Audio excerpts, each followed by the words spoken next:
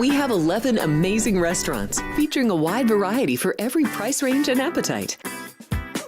South Point's Garden Buffet has something for everyone at unbeatable prices. Or, if hunger strikes in the middle of the night, join us at Coronado Cafe. The American menu offers breakfast, lunch, or dinner 24 hours a day, plus a Chinese kitchen for authentic Chinese dishes from 11 a.m. to 11 p.m. From steak and eggs to wonton soup, it's fast and friendly service 24/7. When you need a quick pick-me-up, you can find it at our state-of-the-art Starbucks just inside the main South Point entrance. Order ahead with the Starbucks app for easy mobile order pickups. Or enjoy your favorites in the relaxing dining area anytime, day or night.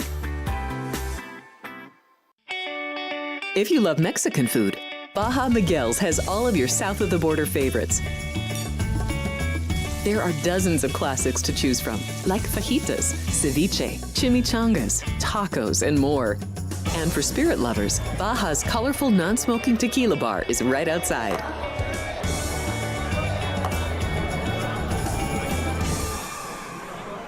Or maybe you're in the mood for seafood. Big Sur Oyster Bar has fresh seafood prepared right before your eyes. Savor freshly shucked oysters, crab legs jambalaya, shrimp and lobster. Beers on tap and a selection of fine wines are perfect to pair with your seafood favorite. Whether lunch or dinner, you'll love this fun atmosphere, located just off the casino floor. Ready to shake things up? Step back in time and treat yourself to one of the oldest restaurant chains in the country. Steak and Shake, famous for original mouth-watering steak burgers and hand-dipped milkshakes in a variety of flavors. For some old-fashioned fun, try Steak and Shake.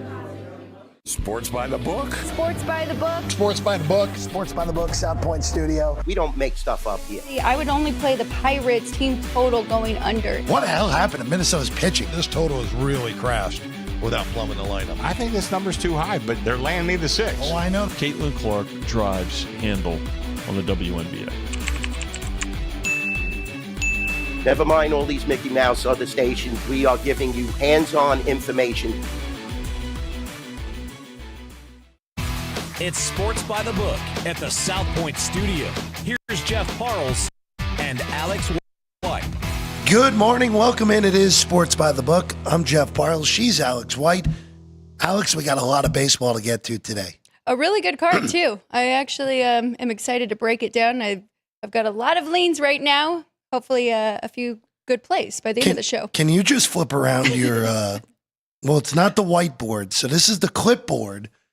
So just so everyone's aware, in order to get to the whiteboard, we get the clipboard now. That's right. And that's a full clipboard. This now, is from yesterday. I know that's yesterday, yeah, but so this bottom half. That's still 9 usually 10. takes 3-4 days to get through a full sheet on the front of the clipboard, Alex. Yeah, I know. Day 2 here. I really do like this card, though. A lot of good pictures going. A lot of different angles. A lot of red hot teams like the Red Sox and the Bruins, or the Brewers, who are both 4-0 to start the month.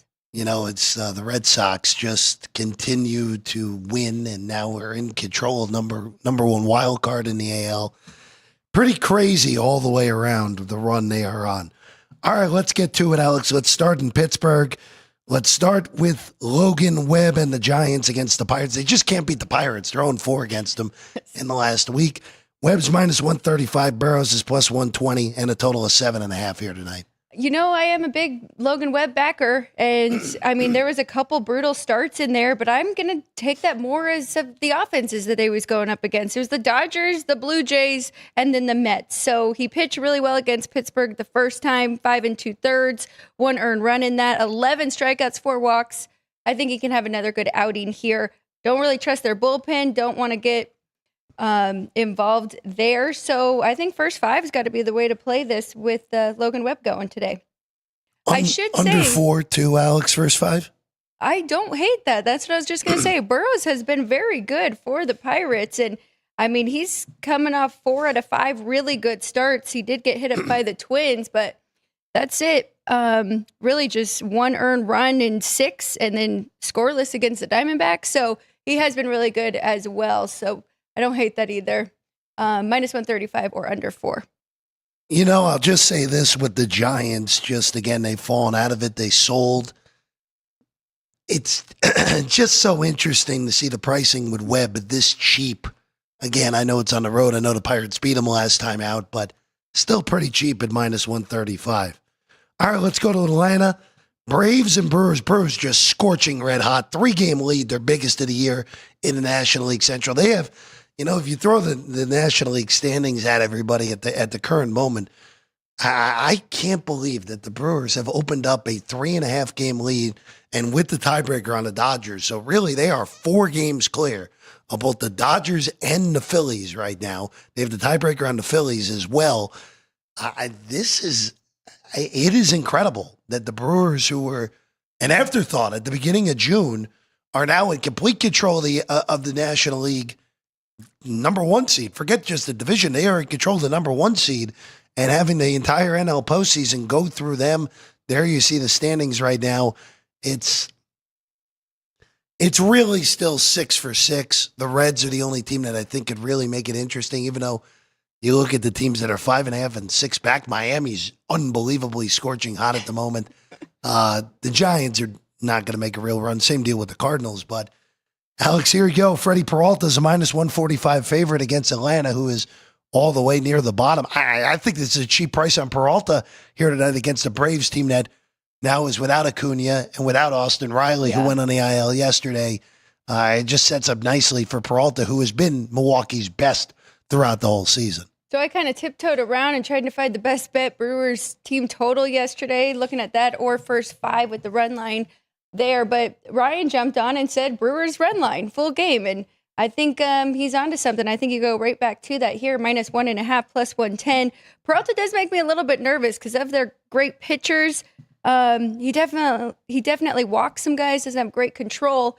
So that scares me a little, but you just brought it up. I mean, this isn't the Braves starting lineup, right? They've got a lot of different guys in there. So I think the Brewers is the way to play it. We also talked about, this run they've been on, it hasn't even been from the long ball. They've just been great pitching, timely hitting. Playing really good. We'll see what happens at the end of this if they can keep it going. It's just for Milwaukee, where, again, the Dodgers have not been the Dodgers now for the better portion of 2 months. And those NL East teams, neither of them have been consistent for more than about a month at a time. And you see it right now, again, that the Cubs right now have the second best record in the National League, but they're in the wrong division. That's why they're in the 4th slot, as opposed to being in the safe zone. Again, there's a lot to be had over these last 7 weeks. Again, I expect the NL East to change hands at least another 2-3 times between the Mets and the Phillies. And look, it's not insane to say that the Padres could catch the Dodgers. And again, the Brewers and the Cubs play 5 games against each other next week at Wrigley. If the Brewers go there and win that series, it's going to be really difficult for the Cubs, even though it would be, again, in that scenario, let's say Milwaukee takes 3 out of 5. It would be, let's say it stays where it is. So let's say the Brewers are 4 games up. Yeah, you can make up 4 games in six weeks, sure. But it's a lot more difficult for the Cubs in that scenario, because then the Brewers would also have the tiebreak on top of it. Cubs really need to handle their business at home at Wrigley in that series. Again, if either of those teams win 4 out of 5, or if somehow one of the 2 teams sweeps, then obviously it's a whole different ballgame. And if Milwaukee were to somehow take 4 out of 5, then it'd be almost lights out scenario. But again, the Cubs have blown an 8-game lead in this division. So anything in play here in the Central. I will just say, a whole conference looking at it, how you were talking about the other teams and the other sides. Mets and Phillies, you get these glimpses of them. Like Mets yesterday down 3-0. They're never out of a game. They just keep finding interesting ways to lose games. The Phillies yesterday, 13 runs. I really think we're starting to see that lineup start to click. And then the Dodgers, they do have all the pieces. I could see them breaking hearts in October, right? And you aren't expecting it from either of these 3, but you know that they are definitely loaded rosters that could get it done. Well, Schwarber making a push for MVP in the National League all the way down to 5-1 at some shots. Again, still Ohtani's award to be lost, but Schwarber making a push right now, 7-1, the best number available. And that was not too long ago. Schwarber was in the area code where Fernando Tatis and Pete Alonso and Kyle Tucker were not too long ago. Schwarber hit his 39th and 40th home runs of the season for the Phillies. Schwarber's going to hit 50 homers. And if the Phillies win the NL East, possibility, again, talk about good timing. Schwarber's in a contract year as well, may get paid for a guy who can't play the field anymore. Make a whole lot of money just to hit for Kyle Schwarber. All right, let's go to Chicago. We mentioned the Cubs already, 3 games behind the Brewers. They lose a heartbreaker yesterday to the Reds. It's Shota Imanaga against Zach Littell making his first start for the Reds. -175 on Imanaga and a total of 7.5, Alex. Not the best of starts yesterday for pitchers making their debut with their new teams, but I do trust Littell here in this spot. Ryan mentioned it yesterday, going under in the first 5. I like it today. I think that's probably the best way to play this here. It's 4, so you could push -115. I do like that. Imanaga, I think, will be fine. We've seen a few bad starts from him, and kind of just think that was against the White Sox, being in Chicago, the rivalry there. And besides that, I mean, he's been really good. Milwaukee, he did give up 3, but basically everybody has been giving up runs to the Brewers. So I do like this under first 5. That's the way I'm leaning right now. It is on the clipboard here. Can't really blame you on that, Alex. -175 on the Cubs, a pretty significant price. But again, Reds are still in this, only 3 games behind San Diego for the final wild card slot right now in the National League. They're the only ones on the outside looking in that I think you can give a realistic shot to potentially run down the team they're trying to catch. Well, and we'll see how Littell does for them here. But I mean, really, that's just another piece that they needed to add. And of course, Chase Burns kind of, getting in the groove and getting used to the big leagues here. But I do think it's fascinating. I mean, if you look at Littell's starts, the Reds are the only team that really have got to him in his last 7. And they did score on him. And then Cincinnati made a quick trade for them. And then he was scoreless against the Dodgers in 5. So we'll see what he's got here today against the Cubbies. Let's go to Arizona next. Diamondbacks took game 1 off San Diego last night. They'll now face Yu Darvish here tonight with Ryan Nelson. Darvish coming off his only good start of the year. He was great against the Mets last week. And he's a -130 favorite tonight with a total of 9, Alex. I almost put the Padres on my no-bet list because I've been doubting them a lot. And then as soon as I jump in yesterday, they can't get anything done offensively. But I am going to bet against them here today, +115 on the Diamondbacks, only because I have been betting Ryan Nelson already. So I do trust him. I do think you have a pitching advantage with the Diamondbacks. I think first 5 may be the best way to go here. I talked about the Padres bullpen. I mean, they are the best ERA in the league right now. So I'm going to go that way. Even money with the Diamondbacks at home here to be ahead of the Padres. I don't know. We'll see what happens after this series. I still am not convinced with this lineup just yet. Looked like they'd finally turn the corner, but again, still in the end, a pretty average lineup, even with all those pieces. Merrill's not been the same guy after his great rookie campaign last year. Yeah. -130 on San Diego here today. Let's go to LA next. Cardinals, high drama in the 9th inning with an amazing catch by Nootbaar to save the day for the Cardinals last night, 3-2 the final in the victory. Now tonight it's Miles Mikolas against Emmett Sheehan for the Dodgers, and the Dodgers big favorites even with question marks on the mound. Again, I think it's probably safe to go against Mikolas, but that total of 9 looks a little bit juicy here tonight, Alex. See, that is the tough thing. I am going to stay off of this one because I do feel like I'm chasing. I mean, getting a plus price with Sonny Gray yesterday felt like the right way to go, and I didn't jump in, and now +165. I do think that number's just too big here on the Dodgers, -180 with Sheeran going on the other side, but again, I feel like I'm chasing from missing a bet yesterday, so I'm probably just going to pass on this one. All right, let's go to the American League. Tigers and Twins.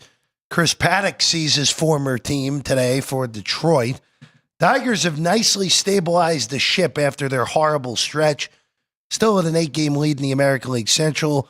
Currently tied with Toronto for the best record in the AL. Blue Jays do own the tiebreaker on Detroit, but here they are as a -140 favorite. Nice little price on Paddock. I think this is pretty cheap here against Matthews at -140, Alex. Well, I would have to agree with you, and the books do as well because they open -160, and it's just been one-way action on the Twins. So I'm not going to get involved. I don't know what I'm missing here and why they are betting on this Twins team that is really a shell of itself at this point after the fire sale. So I've got nothing in this one. I want to bet the Tigers. I agree with you. I think that is a good price. I think they should be closer to minus 150. So just not enough value to jump in and lay that. Yeah, then maybe a first 5 run line potentially. Looking at plus 115 on Detroit minus a half a run first 5. So you are getting a plus price. Again, It's Paddock, pretty average starting pitcher, as we know, really just a depth piece, more so for the Tigers more than anything. All right, let's go to Boston next. The red hot Red Sox, who all of a sudden have taken over the number 1 wild card in the American League, trying to leave the Yankees in the rearview mirror. We'll get to the Yankees later, who are just an abject disaster, even more so of late. Sox, a 2.5 game lead in the top wild card, only 3 behind Toronto. So the AL East crown is still in grasp here for the Red Sox, as crazy as that is. Taking on the Royals. Garrett Crochet's on the bump. That's why you see such a gigantic price on Boston tonight at minus 250. And Ryan Bergert, who again, him and it's funny, we mentioned him and Kolek a lot this year's depth pieces for San Diego. They traded them both in the Freddie Fermin deal to help their catching depth in San Diego last week. So first Kansas City appearance for Bergert. I'm going to stay off of this, Alex. I'm a little bit intrigued potentially on KC taking the 1.5 for the full game. You're getting as good as even money potentially, but wow. I'm just going to stay off of this when it's all said and done.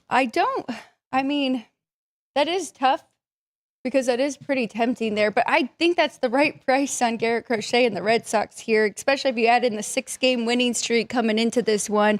I was looking at more first 5, laying the run line with the Red Sox, but now you do have to lay a price. It's minus 155. It's the best number I saw, minus half a run there, but I don't really want to jump in front of this Red Sox team. They're hitting well. Now they've got their best pitcher on the mound. So that's the only way I would go, first 5. Again, Red Sox in control of wild card number 1. And again, not too far out from Toronto. If Toronto skids back at all, crazy things can happen. Right now, again, you see the American League wild card standings. Guardians are somehow somewhat back in it again in Texas after the drama last night against the Yankees, only a 1.5 games behind New York and Seattle after the Mariners handled their business over the weekend like you would have hoped. Mariners took 3 out of 4 from Texas. Speaking of Texas, they throw their second best pitcher tonight, Nathan Eovaldi, against the Yankees in Warren. Minus 125, minus 130 in the market here at the South Point on Eovaldi, plus 115 on the Bombers. Total of 8. Yankees just finding ways to lose, just creative ways over the last week. Plus, I don't know how you bet on them at the current moment. They are expected to get Aaron Judge back tonight, though. Yep. That is the one positive for New York, because, again, it's interesting because the lineup hasn't really missed them. It's just been the stuff that has hurt them all year. The shoddy defense, the shoddy base running, and this last week, their new bullpen acquisitions and Devin Williams last night as well have just destroyed them. I mean, that game on Friday in Miami was one of the most ridiculous things I think I've ever seen with the way the Yankees managed to blow that game, Alex. It is pretty rough. Rough for those relievers they just got too. But I love the Rangers here. It's Nathan Eovaldi Day for all of us. I think that's a great price, minus 130. This is one the Rangers really need. I mean, Fried versus Patrick Corbin, weren't really expecting that one yesterday. They got to get this one here today against the Yankees, especially since now they are kind of chasing them for a wild card spot. So I think that's a good price. I also don't hate the minus half a run in the first 5. You are getting a plus price there, plus 110. Will Warner has just been brutal on the road. A 7.20 ERA, 1.69 whip for him. So good at home, but not so much on the road. So both of those I really like, full game and first 5 run line. Let's go to Seattle next. Mariners and the White Sox. It's Brian Wu tonight for Seattle. He's a huge favorite at minus 250. First game of this series. White Sox have played a little bit better of late, which is fun to say about a team that's 42-70, but they won a series, and again, they've won back-to-back series. They took 2 out of 3 off of the Phillies. They took 2 out of 3 off the Angels, so back-to-back series wins for the White Sox. Big pitching disadvantage for them, though. Even though Martin has been okay this year, plus 210 and 7.5 on the total, Alex. He really has been, and his median numbers to go 6 innings really matches up pretty well with Brian Wu. Hit both of them median earned run is 2. So the only way I was looking at this is the first 5 going under 4 between these two. It is in Seattle as well. Now, Brian Wu is coming off of one of his worst starts. Well, he did go 6 innings, but gave up 5 on 8 hits against the Athletics, and then 2 starts before that gave up 4 against the Astros. But I think it's a great bounce back spot for him. He's back at home. I think he'll pitch great against this White Sox team. His numbers are so good. Sub-1 whip, 2.29 ERA at home. So I understand that price. I'm not going to get involved there, but first 5 under 4, I think that's a good value. I think it should be 3.5, to be honest. No problem with that. Again, Mariners in a tie with the Yankees for the second wild card spot. Yankees hold the tiebreaker at the moment. Again, Rangers close on their heels. And Cleveland, all of a sudden, only 2.5 out of a playoff spot as well. All right, let's go to Anaheim next. Rays and Angels, 2 teams on the outside looking at, man, the Rays have just completely melted here over the last month plus. Now 5.5 and completely out of things in the American League wild card race. Essentially tied with the Angels at this rate. Angels and Soriano, still surprised the Angels didn't move Jose Soriano at the deadline. They didn't move anyone. They actually bought in totally bizarro fashion. Pepe on the other side for the Rays. Alex, I think this game should be a pick. I have no problem with the Angels being a small favorite, so I'm just going to stay out of it. I'm happy to pass on this one as well. I thought I would have a bet on Jose Soriano. I have been talking about him a lot too. Great ground ball pitcher and has been very good as of late, but I think that number is correct, -120. So unless it was a pick, then I would be taking it, right? A 20-cent difference there, but nothing for me either. And I think the total's just right, 8.5. All right, we're going to take a quick break. When we get back, we have 5 more games to get to in the baseball card, including the Marlins trying to bounce back after their win streak got snapped last night by Houston, and a few more in the interleague, including the 2 teams at the top of the National League East race. When we get back, Sports by the Book here at the South Point Studio, live as always from the South Point Hotel and Casino here in Las Vegas. Football contest sign-up season is here, and you don't want to miss out on the action. With millions of dollars on the line each and every week in the world's biggest football contest, there's only one proxy to trust, footballcontest.com. Maddie and Tony have set the gold standard for football contest proxy services with 20 years of experience and over 13 million in winnings for their clients. All you have to do is get to Vegas between now and the start of football season to sign up in person, and they do the rest, making sure your picks are entered every week. Whether you want to play in the Circa Sports Million, Circa Survivor, Super Contest Gold, or the new Super Contest College Contest, Maddie and Tony have you covered. Their new website has everything you need to know about these football contests and more, including how you can reserve the best proxy in the business. Experience matters, so go with the pros at footballcontest.com, the gold standard proxy service.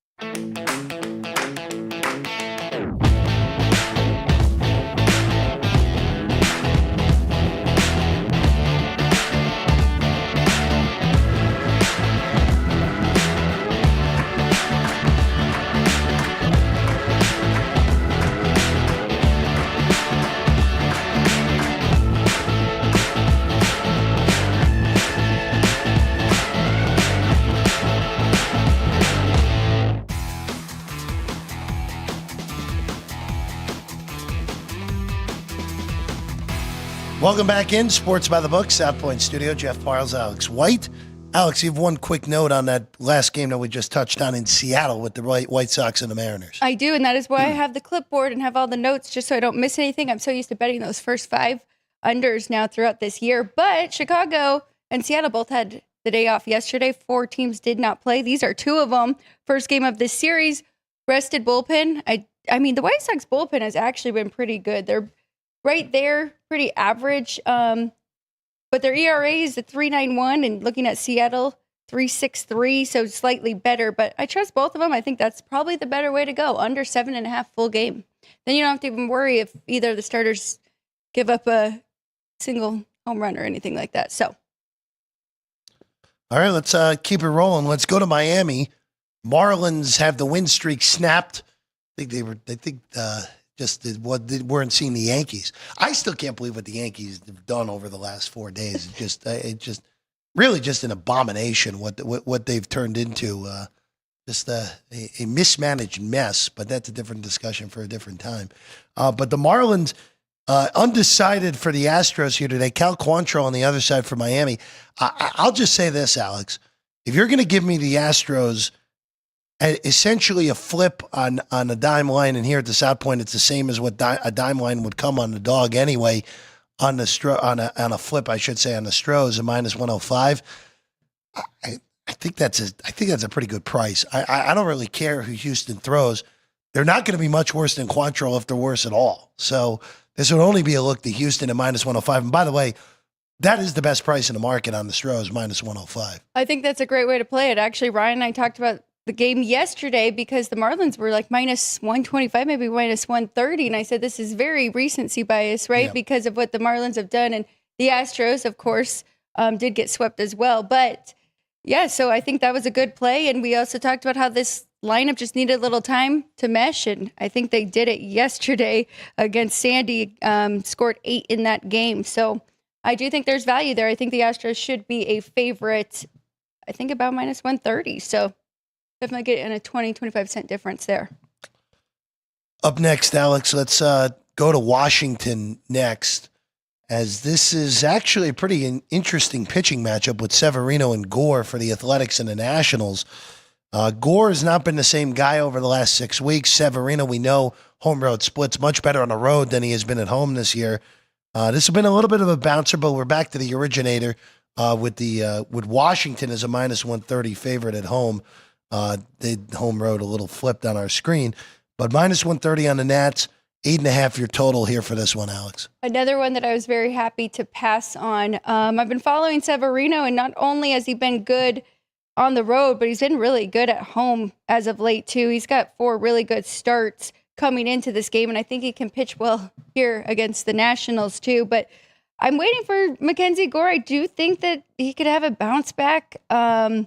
But I'm not completely sold. So it was going to be a bet on Severino and the Athletics. I like their lineup better than Washington as well, but price just right. I'm not getting enough on that side, plus 120 or 115 maybe it is now for the full game, but I think the total's right too. So another pass. Soriano and Severino. I thought I was going to be betting on those two, but didn't make the board.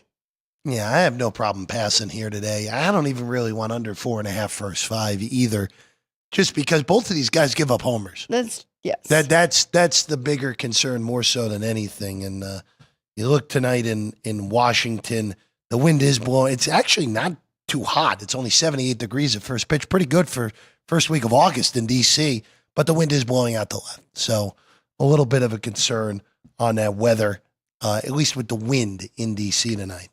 All right, let's go to Philly next. The Phillies, behind Schwarber's gigantic night last night, end up pummeling the Orioles and open up a 1.5 game lead on New York in the NL East. It's a minus 130 tonight on Taijuan Walker against Dean Kramer for the O's at plus 115. Total 9.5 in this one, Alex. I mean, Taijuan Walker, he's been holding up for the entire season, right? Usually we kind of see a fall off late in the season, but he's been really good. There was a dip where he wasn't pitching very long, but the last few starts, I mean, he went 5 2/3 against the Yankees, 3 earned runs, 5 against the White Sox, 2 earned runs in that one. So it's a lead to the Phillies here as well, but I'm only getting a 10-cent difference. I think they should be about minus 140, so I'm not going to lay it either. 9.5, I think that's fair. I mean, I guess I should bring up the pitcher on the other side in Dean Kramer, and he has been outstanding this year. We're starting to see a few bad starts here and there for him now, but overall throughout the year, he's been very consistent. Better at home, I will say that. His ERA is a pretty big difference of 5.37 on the road. So I think Phillies is the right side, but I'm going to pass on them today. Yeah, I can't really blame you on that. The only thing I look at here is I would consider the total over, even at that bloated number, because we know how good of a hitter's ballpark this is. Phillies starting to get locked in offensively again. Wind's blowing out to left. don't mind that. Don't mind that going over 9. I wish it was a 9, but again, it's 9.5 juiced over, which kind of tells you that the books may even consider going to 10 as well. Well, and that was a heavy lean for me yesterday was over with Povich and Luzardo going, and 13-3 was the final. So now, I mean, on the Phillies side, I'd say it's a step down in pitching, maybe a little bit better for the Orioles, but I agree. That's the only way I'd play the total is over. Let's go to New York next. The Mets and the Guardians. Guardians win a bizarre game in 10 innings last night. By the way, that's Cleveland's first win at the Mets since 2004. The last time they've won a game. That was Shea Stadium. They never won a game at Citi Field before yesterday. So it'd been a while since they beat the Mets in New York. Clay Holmes and Logan Allen tonight, minus 155 on the Mets and Holmes, total 8.5. Very simple for me here. Clay Holmes is not going to go more than five innings, more likely than not. So it's just a matter of, do you want to go after Holmes or do you want to go after something else? The Mets used their best relievers last night, so won't be as good of depth out there. They used Diaz, they used Helsley, they used Rogers yesterday. So, and so did the Guardians for that matter. They used Gaddis and they used Smith. So maybe this is just one of those where you wait in game and then go bet over. If these starters get off to a good start, neither of these guys are going to give you length more likely than not, Alex. And I think that's important to bring up there because I did think that was a really cheap price on the Mets, minus 155 full game. But the way you're saying it, I'd rather just lay the minus 160. I do think you have a pitching advantage here with Clay Holmes over Logan Allen. So that's the only way I would play it. I don't think I'm going to get involved. These two have been very interesting. I'm surprised to see Cleveland really making a run here this late in the season. But they've really been doing it offensively. Yeah, I think this more has to do with the fact that the AL is just not particularly strong. Cleveland's only 2 games over 500. True. But look, they get the White Sox over the weekend, and if they're going to go on a run here, here's the schedule through the rest of August after this series. Before the last 2 days of August, they host Seattle. They go 3 against the White Sox, 3 against the Marlins, 3 against the Braves, 3 against the Diamondbacks. Jeez. And they go 3 at Texas, big series, and then Tampa. So the schedule is there to make a little bit of a run. Now, the question is, as always, with Cleveland, are they actually good enough to even go on a big run against these teams that, on paper, look to be lesser than them? Miami's obviously playing some great ball right now. The Braves are a mess. The Rangers are ahead of them. But look, the schedule's there. The schedule is there this month to go on a little bit of a heater and get back in things. And then, by the way, the whole month of September, they have 3 series outside of the division, which are the Red Sox. Only 2. The Red Sox, the Rays, and the Rangers. And then the rest is in the division. So there's a shot. I'm not saying they're going to. I think of the teams that are in the race, which is them, Texas, and then the 3 that are currently in it, Boston, Yankees, and Seattle for those wild cards. I think they're by far the weakest team. By margin. But hey, you got a schedule and you got 6 against Texas. So got an opportunity there if you're Cleveland, especially if you can take one of these next 2 in New York and steal a series off a team that you're probably not supposed to steal a series of with the Mets. All right, last one on the card here, Alex. Let's go to Colorado. Berrios and Molina tonight at Coors. Blue Jays just eviscerated the Rockies last night. Hey, the Rockies are 30-82 now, Alex. They only need 10 more. They only need to win 11 more games to beat out the White Sox. Can they do it over the next 2 months? 11 more games? They've only won 30 over the first 4.5 months. So I'm a little bit perplexed by the way this game is aligned. So that first 5 total was 6.5. It's down to 6 now. It's 11.5 for the game.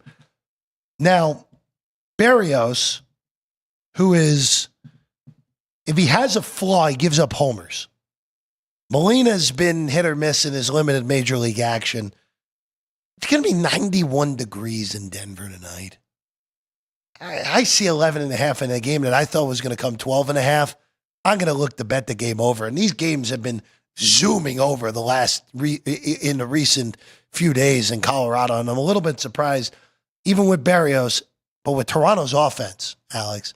I would have expected this to come 12.5. I'll very happily go over 11.5 in this game. I can't believe I'm saying this, but using my dad's sheet, and he has the offensive numbers in the last 7, and this is the best pair, the best offenses in the last 7 combined together. The Blue Jays batting .310, 139 WRC plus, and the Rockies 296 as a team and 132 WRC plus. So they are hitting the ball well. I think they could get to Barrios. They definitely didn't yesterday against Lawyer, but I don't know. The only thing I am scared about is Molina on the other side. He's coming from the PCL, and he has great numbers for somebody pitching in the PCL. I mean, in the last 14 days, a 1.74 ERA, last 30, 2.35. Like, he is good. It's just, you're right. Like, when we've seen him in the bigs, then he's kind of fallen off. His numbers on the year, I mean, he's got an 8.22 ERA for the Rockies. So we'll see what we get from him today. I would lean to the over as well. I've really got no interest in betting this one, though. Over 11.5 would be the only true look for me in Denver tonight. Again, Rockies, worst team by margin, as we know. Only 34.5 behind LA entering today's action.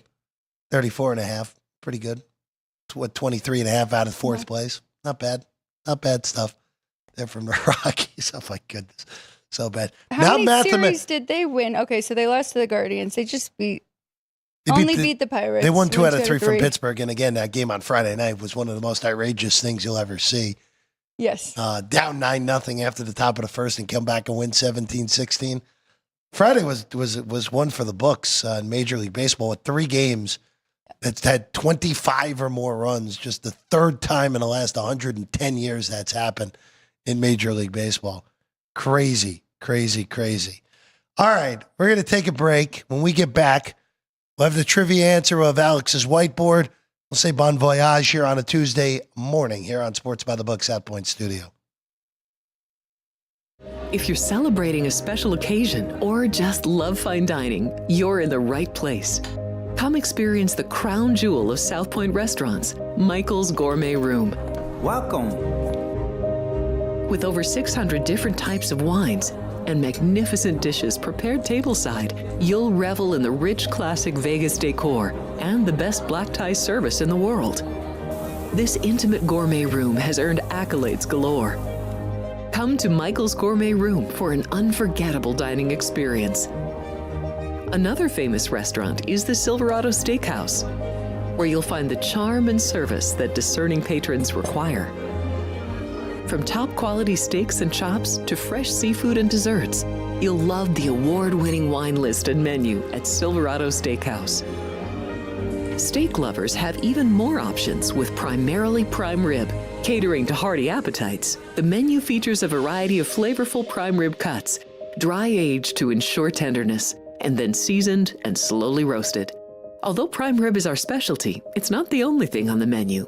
There's something for everyone. And if you're craving a taste of Italy, come experience delicious Italian cuisine and the attentive service at Don Vito's. Our culinary team starts with the freshest ingredients and transforms them into traditional favorites. And don't forget Italian desserts. Don Vito's. Savor the taste of Italy.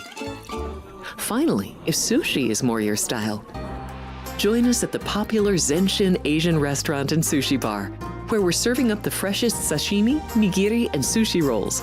And beyond the sushi, an exciting contemporary Asian cuisine menu, plus a variety of specialty drinks, Japanese and domestic beer, wine, and sake. Balance your hunger with Zenshin.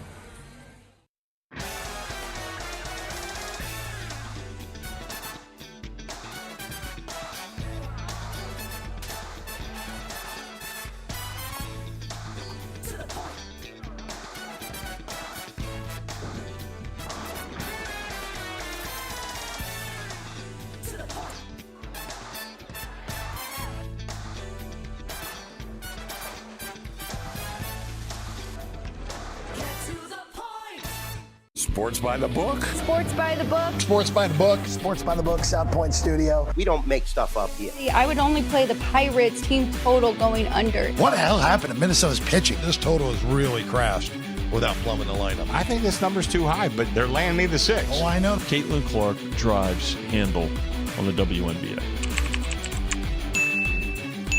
Never mind all these Mickey Mouse other stations. We are giving you hands-on information.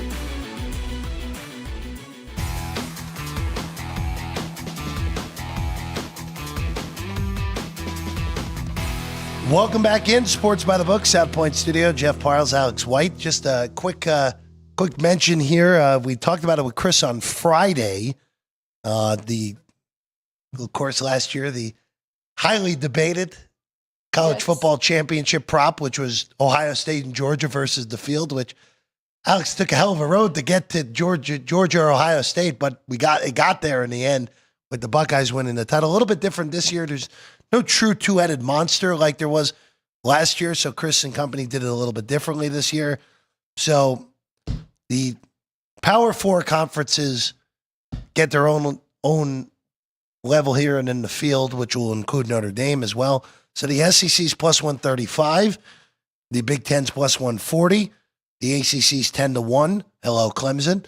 15-1 on the Big 12. Good luck if you're betting that. And then 10-1 on the field, which is Notre Dame, Boise State, and then all the rest of the G5. So that is available now here at the South Point and up at the Rampart of which conference will have the 2026 college football national champion. Of course, the SEC trying to win the first. The Big Ten took 2 in a row the last 2 years. So SEC trying to take that back, as all of the Power Four are. And Notre Dame, of course, who actually made a big run. So it'll be interesting. It's fun. I want to break down and see the top and where there's value there. I will say it's just thinking about that prop. Notre Dame obviously is the reason to take that field. But again, figure out what makes the most sense to you with that. Clemson is there. This is as good of a team Dabo's had since Trevor Lawrence was there. So be on the lookout for that. And if you think another team in the ACC is capable, you can think of taking that as well. Those Big Ten teams, there's 3 teams right off the bat, are capable of winning it all. Penn State, Ohio State, Oregon. And in the SEC, at least 3, maybe more. Georgia, Texas, and the 2 that really come to mind early. Alabama's Alabama. LSU is arguably a top 3 quarterback, even though I don't love Nuss. There's the actual odds right now for just the individual teams. With the horns right now, you're betting favorites here at the South Point of plus 450. All right, trivia question? Yep. Vince going with a 3-parter today. Well, here you go. On this date in 1921, the first ever MLB radio broadcast took place. Here are the questions. Which 2 teams played in the game? What was the final score? And what was the pitching matchup? Oh. Get your Google machine out right now. So, of course, it was KDKA in Pittsburgh that had the first one. It was Harold Arlen, who has got as good of a voice as anyone ever, on the call for the Keystone State Battle on Friday, August 5th, 1921 at Forbes Field. It was the Pirates and the Phillies. Pirates won at 8-5. And Jimmy Ring against Jimmy Zinn. It was obviously Jimmy night at the ballpark, your pitching matchup for that one. So there you go. JR got all 3 parts. So JR on the board here with the win here on a Tuesday. There you go. Was that a 5 cents on the ticket too? Pretty good. Yeah. Imagine paying 5 cents for a baseball ticket today. That'd be great. Imagine. What was that? Oh, that's a scorecard. You know what? I'll change that for the scorecard too. Imagine paying 5 cents for the scorecard here today as well. So there you go. Those were your trivia questions. The Battle of the Jimmies in Pittsburgh on this date over 100 years ago, the first ever radio broadcast for a Major League Baseball game. All right, Alex. I know you parsed it down a little, but you still got a full whiteboard here on a Tuesday morning. I do. I've got 6 total here. I do like all of them. Some of them, I'll tell you right now, the Giants, if you want to avoid that one, I can't fault you at all. But I'm giving Logan Webb a shot here. First 5 for San Francisco, minus 135. I do think they can have the lead there. Brewers, I'm going back again. Run line, plus 110. Diamondbacks, first 5. Ryan Nelson, he has been very good for this Arizona team. I'm going with them in the first 5, plus 110. Red Sox, it's Garrett Crochet. Rangers, it's Nathan Eovaldi. And then White Sox and Mariners. I couldn't leave that one off of the board. I think this total should be 6.5 for the true number. So I'm going under 7.5 here in Seattle. There's a lot of action today for Alex White on the board here. Again, Brewers, I can't believe just the Milwaukee Brewers right now, best record in baseball. They are four games in the loss column, clear of everybody at the current moment in the majors for the best record. Or excuse me, they're 3 outside of their own division, 3 on the Cubs, 4 on everybody else in the National League and the AL right now. Crazy enough, Brewers 68-44. That would have been a hell of a price, best record in baseball, Milwaukee Brewers, even just a few months ago. Even mid-season, you could have still gotten a crazy price on the Brewers to have the best record in baseball. All right, that's what we got for you here today. More NFL previews coming your way this week as well. Ryan, who's coming out today?